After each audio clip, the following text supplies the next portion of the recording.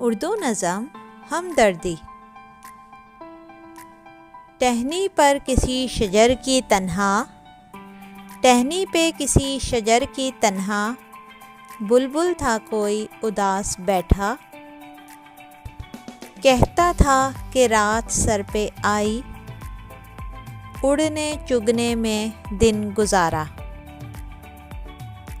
پہنچوں کس طرح آشیاں تک، ہر چیز پہ چھا گیا اندھیرا،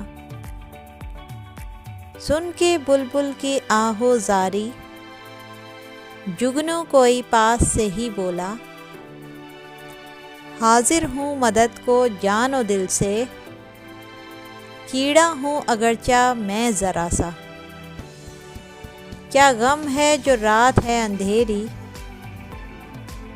میں راہ میں روشنی کروں گا، اللہ نے مجھے دی ہے مشعل، چمکا کے مجھے دیا بنایا، ہیں لوگ وہی جہاں میں اچھے، آتے ہیں کام جو دوسروں کے۔ یہ خوبصورت نظم ڈاکٹر محمد علامہ اقبال رحمۃ اللہ علیہ نے ہماری قوم کے نونہال بچوں کے لیے لکھی ہے، اور اس نظم میں ان کا مقصد بچوں کو دوسروں کی مدد اور انسانیت کی خدمت کرنے کی طرف راغب کرنا تھا۔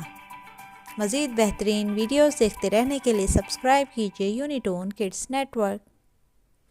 Thanks for watching.